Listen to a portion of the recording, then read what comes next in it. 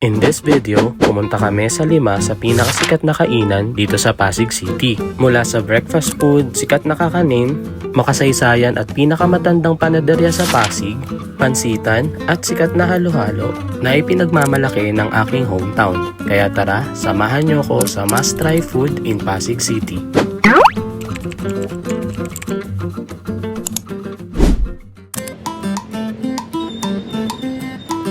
Hi guys! Welcome back to my channel. And ngayon guys, nandito pa rin tayo sa Pasig. And gaya nga nung sinabi ko sa previous video is, yung next video natin is pupunta tayo sa isang food tour dito sa Pasig.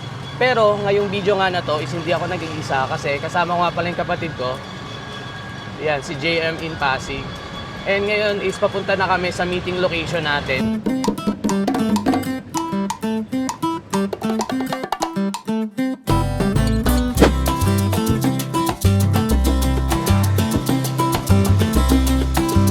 Nandito na nga tayo ngayon sa loob ng Pasig City Museum and inaantay na nga lang natin yung ibang mga participant ng food tour na to. And alam nyo ba na itong mansyon ng mga Concepcion kung saan nga nandito na ngayon yung Pasig City Museum is itinayo nga noong 1937. Ayan, nag-umpisa na yung tour natin guys. And actually this is a walk tour from Pasig City Museum guys. Naglakad kami papunta dito sa simbahan. And ang nakakatuwa nga is bukod nga sa food is ina-explain din nila yung history ng Pasig. So meron nga tayong 5 food stops na pupuntahan. And yung unang stop nga natin is yung Alex Lugawan, which is 500 meters yung layo mula dun sa starting location, which is yung Pasig City Museum. Meron nga around 30 participants yung nag-join sa food tour na to. Free nga lang pala to guys ha. And this is organized by Cultural Affairs and Tourism Office ng Pasig.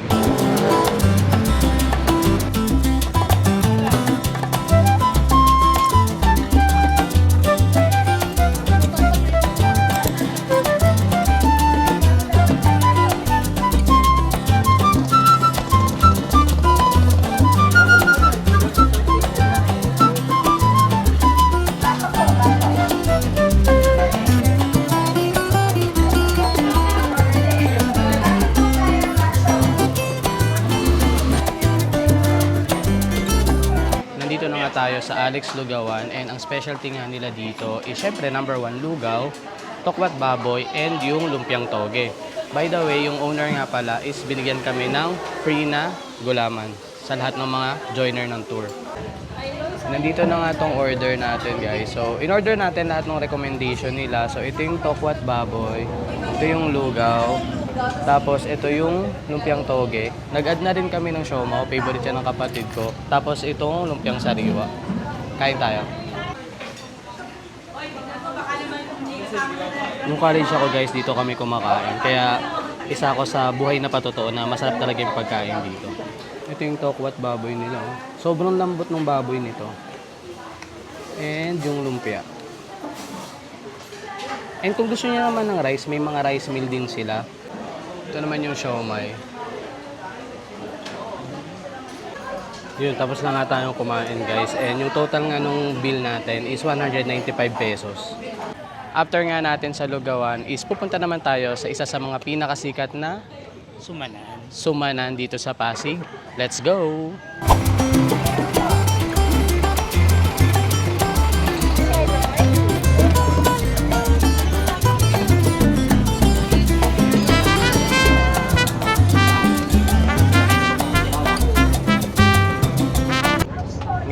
Papunta na tayo sa next food stop natin, which is yung Aging's Food and Delight na located nga sa Bagong Ilog.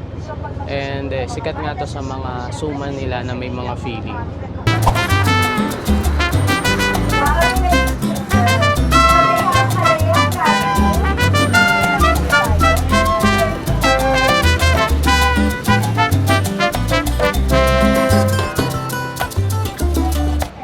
Meron silang pa-pre-taste na turones dito. Wow, sarap. May langkasa. Hindi siya sobrang tamis. For me, saktong-sakto na yung tamis. And order tayo ng tagi-isang flavor nung sikat nilang mga suman dito.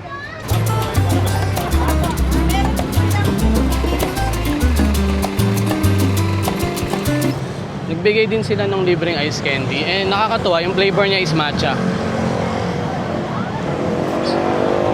Wow. Ang interesting ice candy na matcha. Ang sarap. Kung bibili din naman kayo, this is only 10 pesos guys. Sulit na sulit siya, ang laki. So ayun guys, nakabili na tayo ng 4 na flavors. Pero actually hindi namin alam which is which. Kaya tingnan natin kung anong flavor. Ganito yung itsura nung balot niya. This is 25 pesos. And ito yung laman.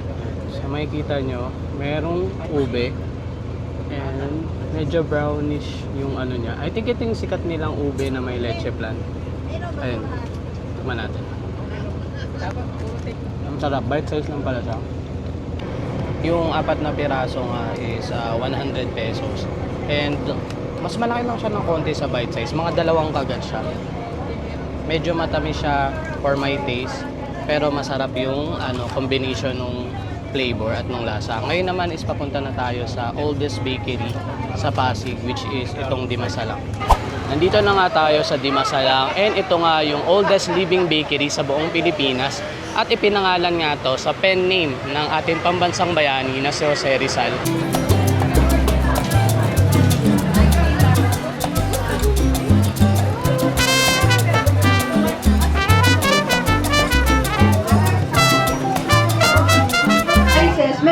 Guys, may pa-pre-taste daw sila ng Brazo di Mercedes. Ito yung hindi ko akalain. After nga natin sa sikat na panaderia is papunta naman tayo ngayon sa sikat na pansiteria dito sa Pasig, which is yung Ados Pansiteria. Busog na kami.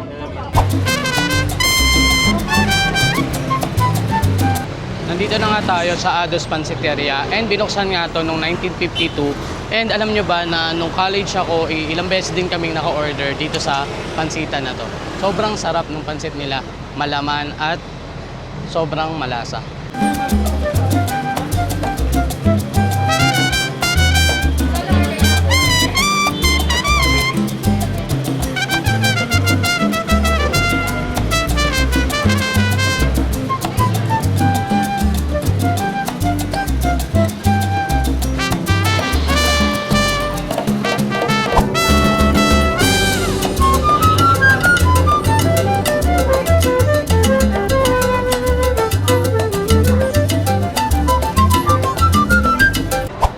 Ngayon nga is nandito na tayo sa Pasig City Mega Market.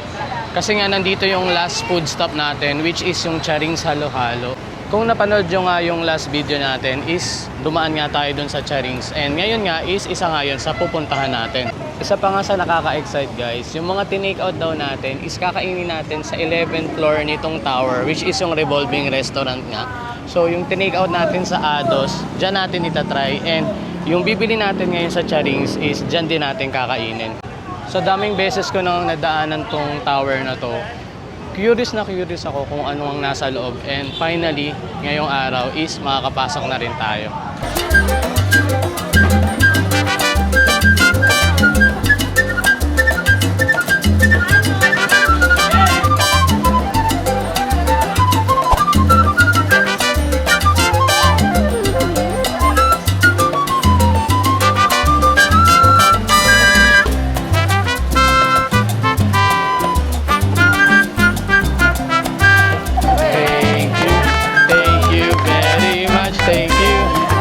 So ayun guys, nandito na tayo sa Charings Halo-Halo, and kagaya nga nung narinig nyo kanina, nag-thank you kaming lahat kasi ililibre daw nung may-ari yung pagkain or yung halo-halo ng lahat ng participants. So, located nga siya sa food court ng Pasig City Mega Market. Dito nga yan sa gitna niyan. And alam nyo ba, fun fact, itong Pasig City is partnered with GCash. So mostly or halos lahat ng mga tindahan dito is pwede ka nang gumamit ng QR as a payment method. So kasama po natin ngayon yung bagong owner po ba kayo ng... Opo, ako po. Pang ilang generation po kayo? Bali, third generation. Ang una po kasi may-ari lola ko, naging adings. Tapos yung sa mother ko. Tapos yung third na po, ako na po nagmamayari noong 2007 po. So ano pong name niyo po? Ces Valencia po. So hello po Ma'am Ces. So Hi. ano po yung best seller nyo? Ang bestseller po namin talaga is halo-halo at palabok po. Yung mga usual na napag-aralan namin na ayaw ng customer, yung po tinanggal namin. Wala po kaming gulaman, wala po kaming pinipig, at wala kaming munggo. Na usual na yun ang Pag inano kami ng customer, sabi, ay, ayoko po ng munggo. Ay, ayoko po. Sabi ko, napansin ko, ay, yun ang ayaw nila. Kaya automatic, lahat ng bestseller na sahog, ube, makapuno, leche plan, talagang bagong luto po, makapuno, tapos meron po kami nata at beans. Yun po talaga yung ano namin. At the same time, hindi po kami nagtitipid po sa milk. Kumbaga, kaya sabi nga namin, umaapaw sa sarap. Kahit at additional na halo-halo lang po. Iimbitahan ko po kayo dito po sa Mutyan ng Pasig Mega Market. Dito po sa ground floor, cook food section. Kapag mapapasyal po kayo, pumasyal po kayo dito sa Charing sa halo-halo. At garantisado, makakakain po kayo ng traditional, classic na affordable na pangmasang halo-halo at palabo. Maraming salamat po. Thank you po. Thank you. Papunta na kami sa revolving tower and na-excite ako, first time ko as an engineer. Gusto ko talagang makita kung bakit nga ba revolving tower? Tower ako ng tower. Bakit nga ba revolving restaurant? And paano nga siya nagre-revolve? And finally, makikita ko na yung taas. Hindi pa ako nakakapasok sa loob niyan kasi. So kung curious din kayo, watch until the end. Nandito na nga tayo sa loob ng tower. And apparently, meron palang mga offices dito. So ayan o, yung second floor is office director, may mga market admin, may Scarry Garden. 9th floor is kitchen. Tapos yung 12 yung open deck and 13 yung penthouse. So currently, nag-aantay na lang kami ng elevator. 6 na tao lang kasi yung pwedeng sumakay every akyat niya. Isa pa po. Sir, yan yung bubukas, sir. Nandito na nga tayo ngayon sa 11th floor. And ganito nga yung itsura dito. Kung titingnan nyo, may makikita kayong mga guhit dyan. So, itong part na to is ayan yung gumagalaw. And hindi ko pa sure kung bubuksan siya later. Pero yung view naman ganito. Yan. So, 360 kapag binuksan nyo lahat ng bintana, makikita nyo yung buong Metro Manila. Ang ganda ng view, guys. So, nakakatuwa yung 31 years of my existence. Nakit na rin natin to finally, itong revolving tower. And again, itong 11th floor is the revolving restaurant. Kaya may mga table dito. Ayan. So, dati daw is isa to sa mga umiikot talaga na restaurant sa buong Metro Manila. So, habang kumakain ka nga is iikot to. And makikita mo yung view sa labas. Tingnan natin sa side na to kung anong itsura no view.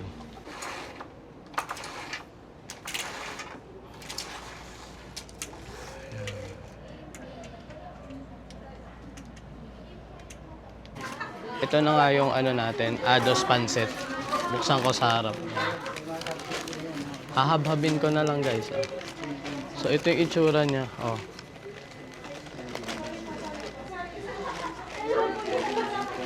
So ay may mga chicharon. Kalakimas.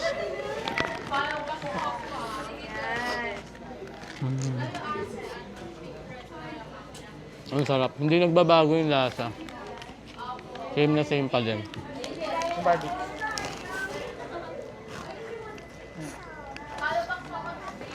Ang sarap.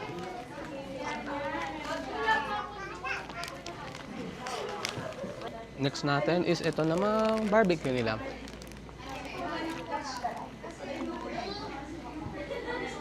Ados din to, guys.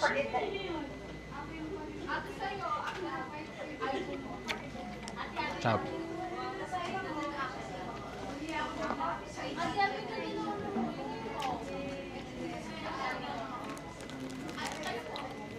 Tapos ngayon, waiting na lang kami doon sa halo-halo. At meron nga din daw palang parapol dito ng mga Pasig City merchandise. Habang inaantay nga natin yung Charing's halo-halo, papakita ko sa inyo yung ongoing na City Hall. Ayan siya. Ang bilis nung paggawa nila. Guys, habang inaantay namin yung Charing's halo-halo is may pa-question and answer and nanalo ngayong kapatid ko. Ito yung premyo niya. Merong Pasig Eco Bag and merong napakagandang quality na Pasig. Anong tawag dito? Hydro flask. And then, merong pangmalakasang payong.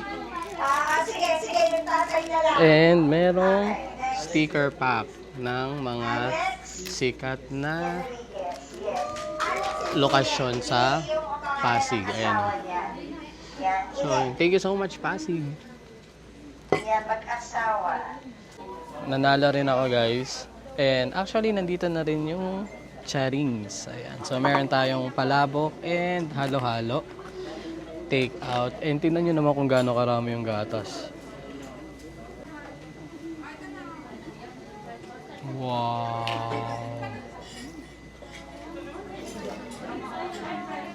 Ito na yung ano na special. Grabe yung ano, milk. Ito na yung palabok nila, guys. So, merong chicharon, may egg. Ayun, tignan mo naman. Bumalik kasi dito.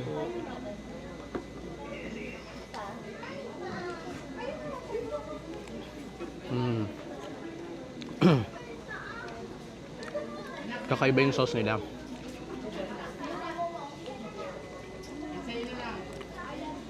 Pero ang sarap. Parang may nalalasan ako medyo cheesy. Hindi ko alam kung ako lang. Pero masarap siya, guys. Masarap yung combination. Ito naman yung halo-halo. Nakita nyo naman kung gaano karami yung gatas kanina, di ba? So, ayun yung siya.